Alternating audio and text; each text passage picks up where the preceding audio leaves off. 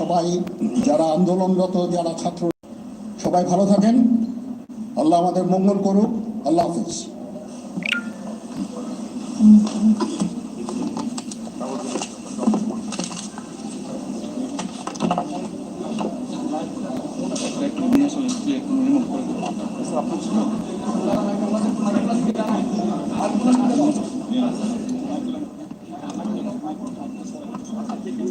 আমরা দেখছিলাম জেনারেল ওয়াকারুজ্জামান, বাংলাদেশ সেনাবাহিনীর প্রধান, তিনি কথা বলছেন গণমাধ্যম কর্মীদের সঙ্গে এবং যে বার্তা তিনি দিলেন, সেনাবাহিনী শান্তি শৃঙ্খলা বজায় রাখার ক্ষেত্রে কাজ করবে এবং আন্দোলনরতদের ঘরে ফেরার আহ্বান জানিয়েছেন। কেন এই আহ্বান, সেটি নিশ্চয়ই এতক্ষণে দেশবাসী যে বার্তা তিনি দিলেন, সেনাবাহিনী শান্তি শৃঙ্খলা বজায় রাখার ক্ষেত্রে কাজ করবে এবং আন্দোলনরতদের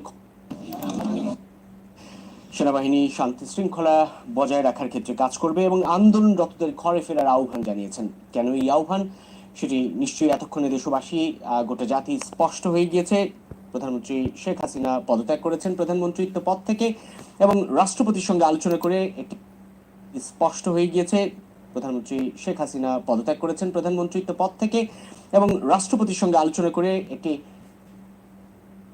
ইন্টারিম গভর্নমেন্ট বা অন্তর্বর্তীকালীন সরকার গঠন করবেন এবং সেই প্রক্রিয়ার জন্য আজই রাষ্ট্রপতির সঙ্গে আলোচনা করবেন রাজনৈতিক দলের নেতৃবৃন্দ।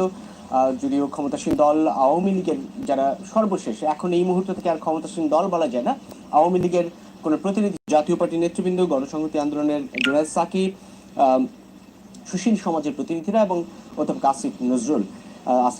যিনি এই আন্দোলনের শুরু থেকে শিক্ষার্থীদের সঙ্গে সংহতি প্রকাশ করেছেন, হত্যাকাণ্ডের প্রতিবাদ জানিয়েছেন এবং নানানভাবে, নানান প্রক্রিয়ায়, নানান আয়োজনে সরাসরি সম্পৃক্ত থেকেছেন এবং তিনি বিভিন্ন সভা সমাবেশে নানান ধরনের বক্তব্য রাখতেন ঠিকই, কিন্তু কোনোভাবে কোনো ধরনের সাংগঠনিক না বলা চলে, একেবারে কোনো আন্দোলনে সরাসরি সম্পৃক্ত হয়ে যাওয়ার ক্ষেত্রে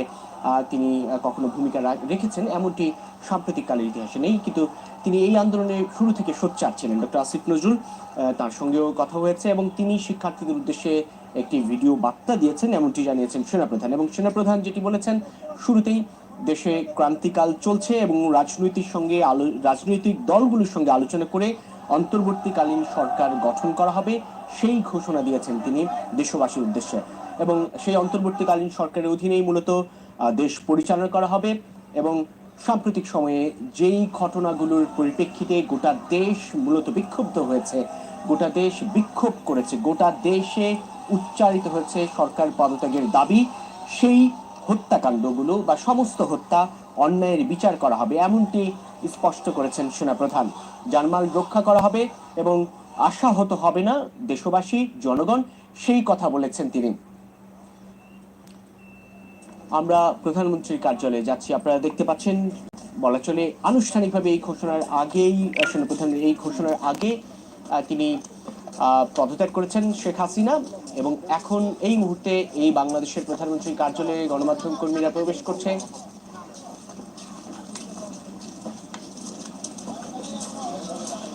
এবং গণভবনের চিত্রটা আপনারা দেখেছেন, গণভবনের অনেকগুলো চিত্রই দেখেছেন।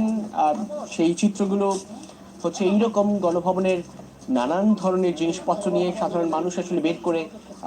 এক ধরনের প্রতীকী অর্থে গণভবন থেকে জিনিসপত্র নিয়ে উচ্ছ্বাস প্রকাশ করেছেন এবং সেই সঙ্গে আমরা দেখেছি হেলিকপ্টার গাড়ি, বাংলাদেশের সর্বশেষ প্রধানমন্ত্রী শেখ হাসিনা কিভাবে গণভবন ছেড়েছেন, কিভাবে দেশ ছাড়ার উদ্যোগ নিয়েছেন, সেই ছবিটিও আপনারা দেখেছেন। এবং ইতিহাসে যেটি আমার তরফ থেকে আমি বারবারই বলছিলাম যে এই ধরনের ঘটনা কোনোভাবেই প্রত্যাশিত নিশ্চয়ই কারো জন্যই ছিল না বা কেউ আশা করেনি, কিন্তু দিন দিন ঘটনার পরিক্রমা, কথা, আলাপ আলোচনা, দায়িত্বশীলদের ভূমিকা, আচরণ এবং এক ধরনের শিক্ষার্থীদের একটি দাবি এবং সেই দাবির পরিপ্রেক্ষিতে একটা গোটা দেশে সংঘর্ষ ছড়িয়ে পড়া, পাল্টাপাল্টি প্রতিহত করা এবং সাধারণ শিক্ষার্থীদের মুখোমুখি রাজনৈতিক দল, আইন শৃঙ্খলা রক্ষাকারী বাহিনী, এমন সেই দাবি এরপর যখন অসহযোগ আন্দোলনে নানান ধাপ পেরিয়ে গড়ালো, তখন একেবারেই সক্রিয়ভাবে সব রাজনৈতিক দল বলছে এই আন্দোলনে তাদের দলীয় নেতাকর্মী, সাধারণ মানুষ প্রত্যেকের অংশগ্রহণের আহ্বান তারা জানিয়েছে, যার ফলশ্রুতিতে শিক্ষার্থীদের, ছাত্রদের, জনতার নাগরিকদের সেই ঐক্যবদ্ধ অংশ